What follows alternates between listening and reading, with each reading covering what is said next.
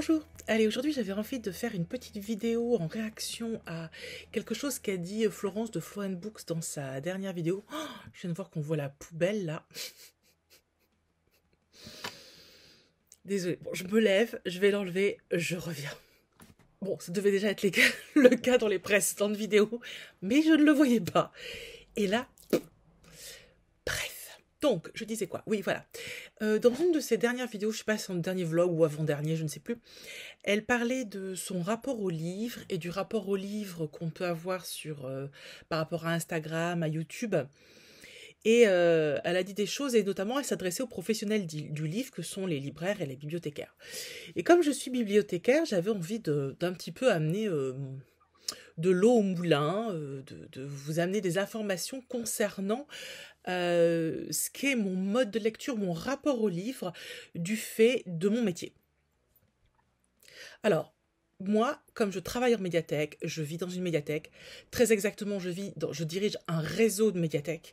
J'ai 5 établissements, j'ai 4 médiathèques et une ludothèque, dans lesquelles, donc ludothèque, il y a des jeux, il y a des livres, des BD, des romans, donc voilà tout. Jeunesse, adulte, manga, il y a tout. Il y a des ordinateurs, il y a de la musique, il y a du DVD, il y a de la presse, voilà.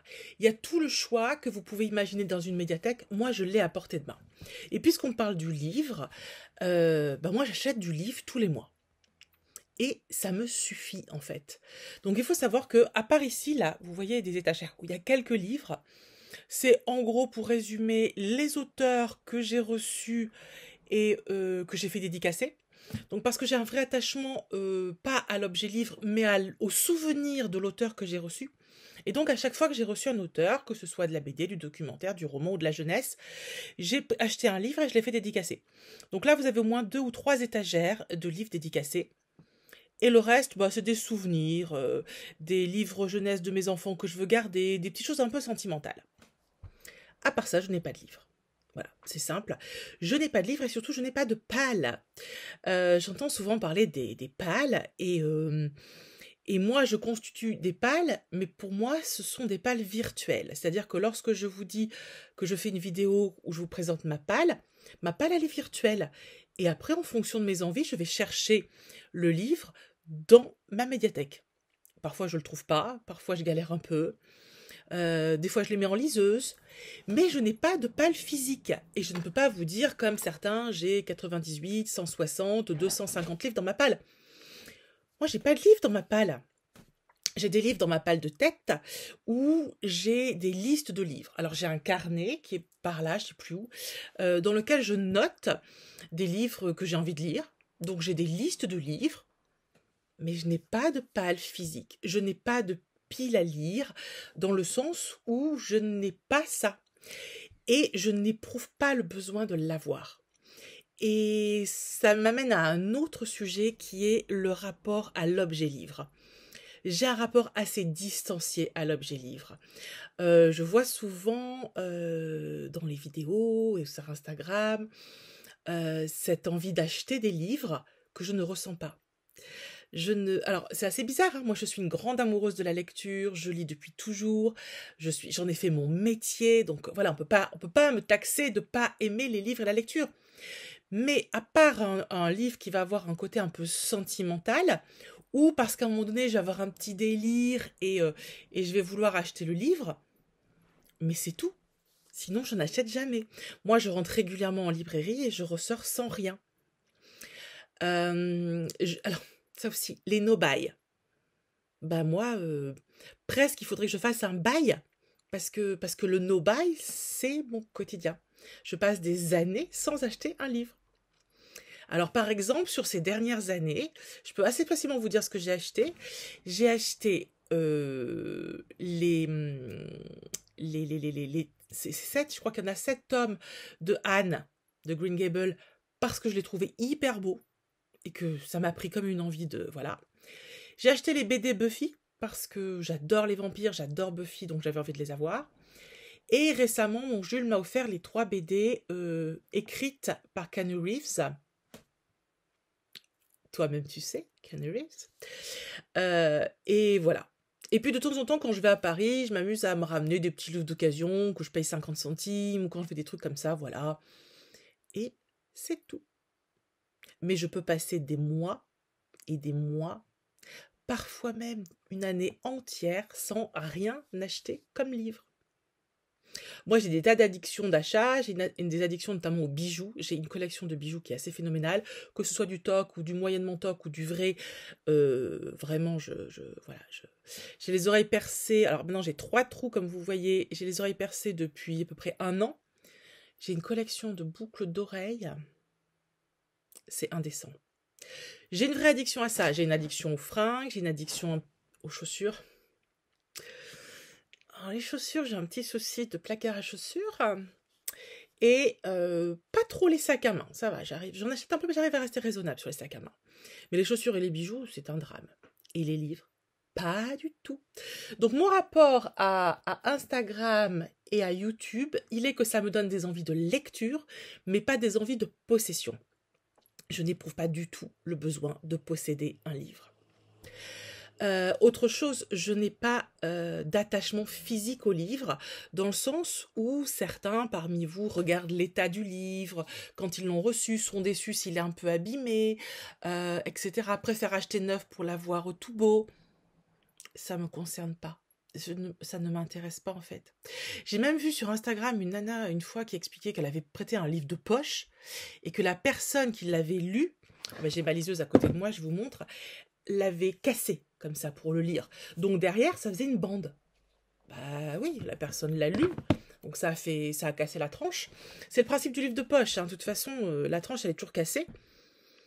Et en fait, elle expliquait que c'était un drame et qu'elle avait demandé à la personne de lui racheter le livre.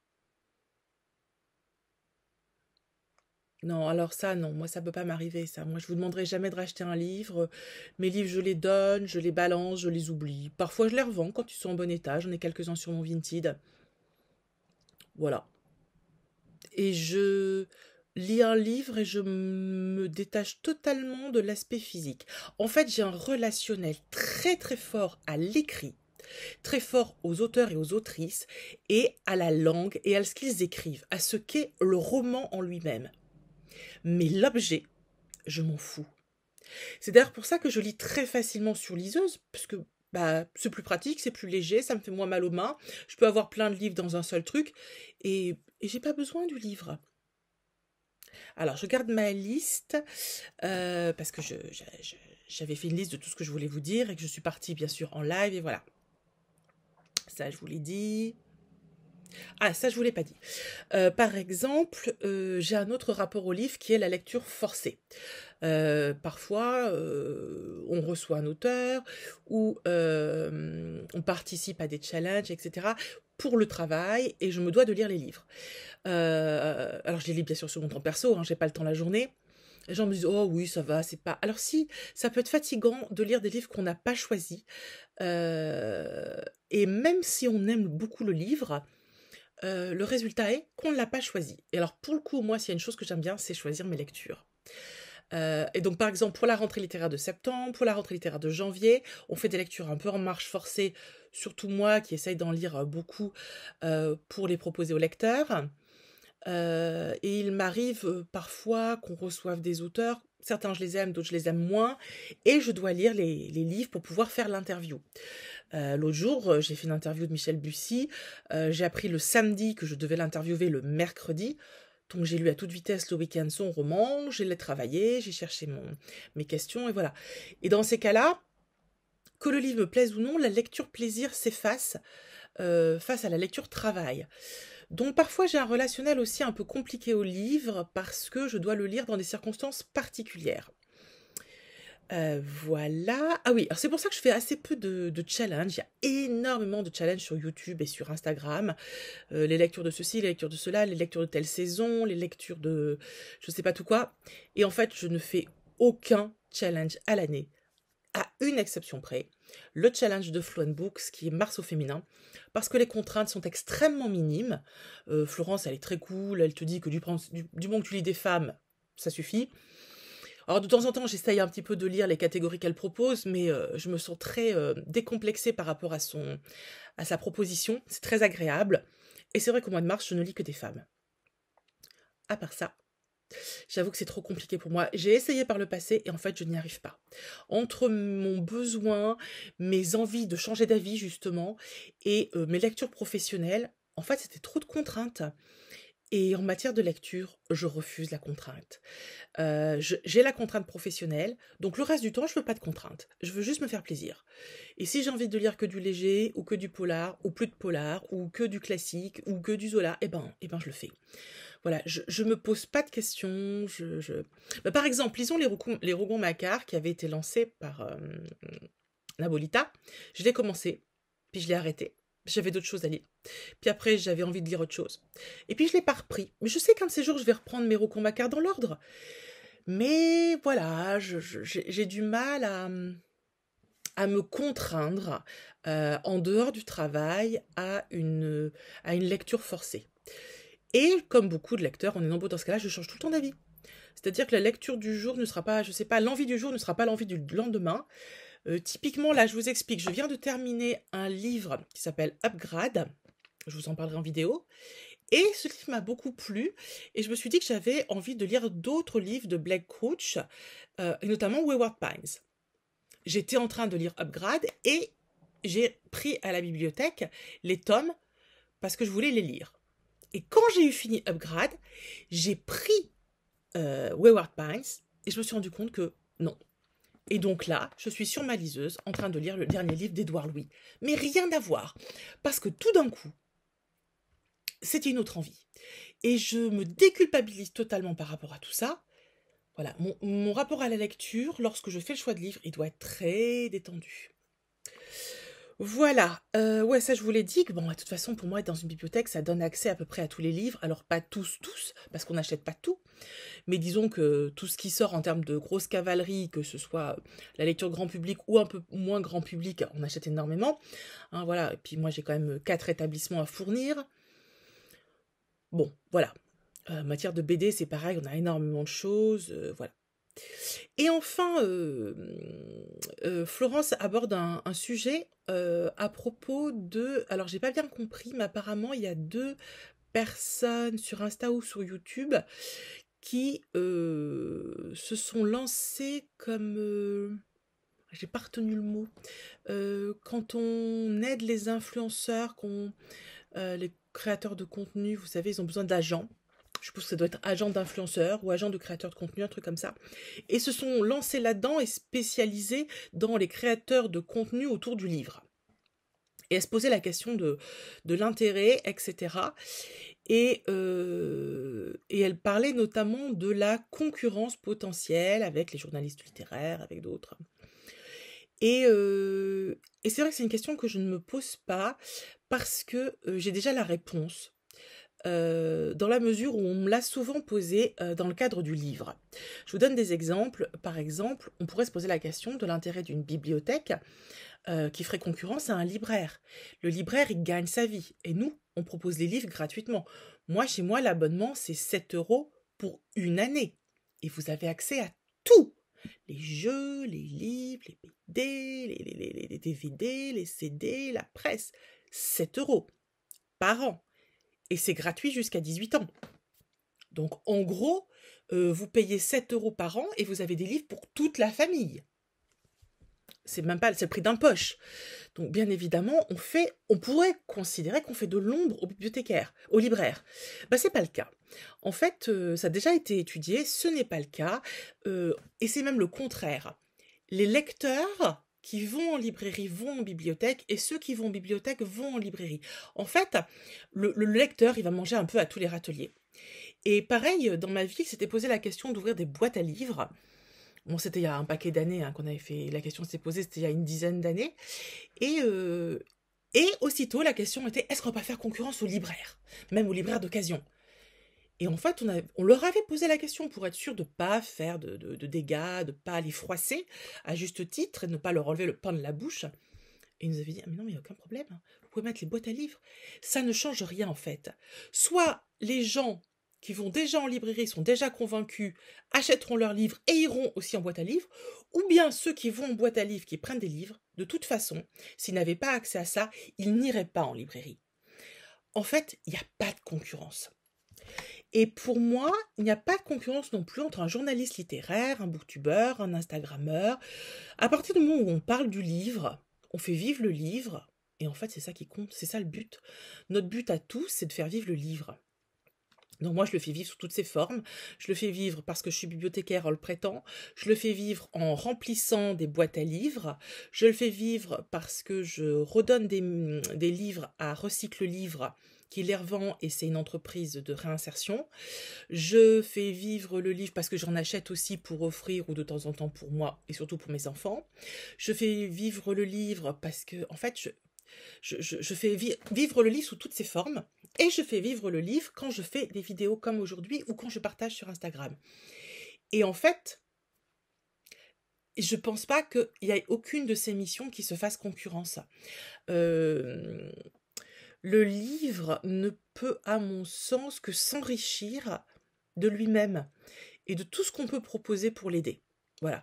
Toutes nos propositions, quelles qu'elles soient, elles vont pas se concurrencer, mais elles vont s'empiler et permettre d'upgrader. Alors après, je vais pas revenir exactement, parce que je suis pas sûre d'avoir bien compris de quoi parlait Florence et de qui elle parlait à propos des agentes qui se proposaient pour soutenir les créatrices de contenu. Donc je veux pas dire d'ânerie, mais pour moi, je trouve que la démarche est plutôt cool, d'autant que je pense que dans le livre, c'est pas facile d'en vivre, et je pense que avoir du soutien et un relais, quelqu'un qui va faire le job pour vous seconder dans le cadre de, je sais pas, de, de démarches auprès des éditeurs, etc., pour réussir à se faire payer, bah c'est bien. Parce que je vois pas pourquoi il y aurait des créatrices de contenu bijoux, des créatrices de contenu self-care ou enfin, je sais plus comment ça s'appelle, ou maquillage, et qui seraient défendues et qui gagneraient de l'argent grâce à ça. Et pourquoi pas dans le livre? Libraires, bah, ils gagnent leur vie avec ça. Pourquoi pas sur YouTube aussi? Voilà, moi ça me choque pas. Et voilà. Alors c'est marrant, c'est pas quelque chose que je peux ambitionner parce que d'abord, bah, j'ai pas assez de monde sur ma chaîne, hein. Très clairement, ma chaîne, moi, enfin, il y a personne, quoi. Je peux pas dire que j'ai réussi à percer sur YouTube, hein, ça va pas dire ça comme ça. Et puis surtout, j'ai un métier. J'ai vraiment un métier qui est vraiment un métier qui m'occupe à plein temps et je pourrais pas faire les deux. Mais c'est vrai que parfois on est jeune, on a du mal à trouver un métier ou les métiers qu'on fait nous plaisent moyennement. Il faut de temps en temps se réorienter et pourquoi pas créateur de contenu autour du livre. Bah écoutez, voilà, hein, c'est plutôt chouette. Et juste pour terminer, cependant, comme j'aime énormément faire les interviews d'auteurs, c'est vrai que je l'ai fait pour ma bibliothèque et je l'ai fait ailleurs. De temps en temps, quand on me propose, je le fais. J'avais créé une entreprise il y a quelques années. Bon, j'ai jamais réussi à me faire payer. Vous voyez qu'on a besoin parfois de gens qui le font pour nous, hein, parce que moi je suis incapable de demander de l'argent. Et récemment, quand j'ai fait l'interview de Bussy, il y a des gens qui m'ont dit: tu te fais payer? J'ai dit: ben non. On m'a dit: donc là, Charles, le mec, il t'a appelé le samedi pour le mercredi, t'as lu le bouquin, t'as bossé tout ton week-end et tu t'es pas fait payer. Et j'ai dit: ben non. Donc peut-être qu'effectivement, parfois, on a besoin d'aide, hein. Voilà. Alors ce qui est mignon, c'est que quand j'ai fait ma rencontre avec Bussy, il y avait des lectrices qui me connaissent bien dans la salle et elles sont allées le voir pour lui dire: bah faudrait quand même la payer là, non? Alors je dis: non, c'est pas grave, c'est pas grave. Et le mec m'a dit: bah je vais vous offrir des livres. Donc j'étais hyper contente. Je me suis dit: bah voilà, ça fait un geste. Et là, d'un coup, je vais augmenter ma collection de livres, sachez-le, puisque... Oh, merde, je devais passer les chercher, j'y suis pas allée. Oh. Bon, en tout cas, je lui ai demandé, parce que comme ça plaira à toute la famille, il m'a offert les 5 premiers tomes des Cahiers d'Esther, de Riyad Satouf, et ma fille qui a 12 ans, ça devrait beaucoup lui plaire. Je pense que mon fils pourra les lire aussi. Voilà, et puis je trouve que c'est des BD qui sont des BD à collectionner. Voilà, c'est des choses qu'on peut garder longtemps. Voilà, est-ce que je vous ai tout dit par rapport à, je sais pas... Si je vous ai pas dit, je vais rarement au salon. Qu'est-ce qui se passe avec mon truc? Non, ça marche. Je vais rarement au salon. C'est pareil, c'est pas un truc qui m'attire de folie. L'autre jour, je voulais aller au salon, dans un salon, et j'y suis pas allée au dernier moment parce que j'ai eu la flemme. J'ai du mal. Alors déjà, je suis un peu... Enfin, j'aime pas trop quand il y a beaucoup de monde. Je suis un peu sauvage comme personne, hein. Moi, je suis pas la fille que vous allez croiser dans tous les salons du livre, hein. Si vous voulez me croiser, il va vraiment falloir me chercher, hein. Je suis vraiment une sauvage. J'aime pas quand il y a beaucoup de monde et je suis un peu timide. Donc, si vous me croisez, vous pouvez venir me parler. Je suis très gentille, mais par contre, je suis très timide. Donc, je vais pas dans les salons. J'ai pas envie de faire la queue, je saurais pas dire quoi à l'auteur, je me trouve toujours un peu nunuche quand je dis « Ah, j'aime trop ce que vous faites !» Je me fatigue, je me trouve... Je l'ai fait une fois récemment, pour le boulot. Je suis allée dans un salon il y a 2 ans, et il y avait un auteur américain de chez Gallmeister. Vous connaissez mon amour pour Gallmeister, et je vois cet auteur, il était tout seul. Il y avait une queue de 50 personnes pour Virginie Grimaldi. Il y avait une queue de 30 personnes pour Maud Ankawa, je crois que c'est ça son nom. Il y avait vraiment plein d'autrices qui avaient plein de monde. Et ce pauvre Américain était tout seul. Donc là, du coup, j'y suis allée. Et j'ai sorti mon plus bel anglais et je discutais avec lui et je lui ai pris un livre que j'ai fait dédicacer exceptionnellement. C'est pas un auteur que j'ai reçu, mais j'ai pris un livre parce qu'il était tout seul et qu'il me faisait pitié. Voilà. Voilà, c'était tout ce que je voulais vous dire sur mon rapport au livre. En résumé, mon rapport au livre, il est très simple. J'aime infiniment les romans, mais je me moque assez du support. Voilà. Écoutez, j'espère que cette petite vidéo chit-chat aura pu vous plaire. J'espère n'avoir froissé personne. C'était pas l'idée, au contraire. C'était juste de vous donner mon sentiment, mon vécu par rapport à tout ça. Et puis n'hésitez pas, vous, en commentaire, à me dire comment vous vivez les livres. Est-ce que vous avez vu la vidéo de Florence? Est-ce que vous savez les noms des 2 personnes? Il faudrait que je re-regarde la vidéo de Florence qui ont lancé leur agence. C'est intéressant, cela dit. Voilà. N'hésitez pas à vous abonner, faites upgrader ma chaîne. Merci d'avance, je vous embrasse et à bientôt. Ciao.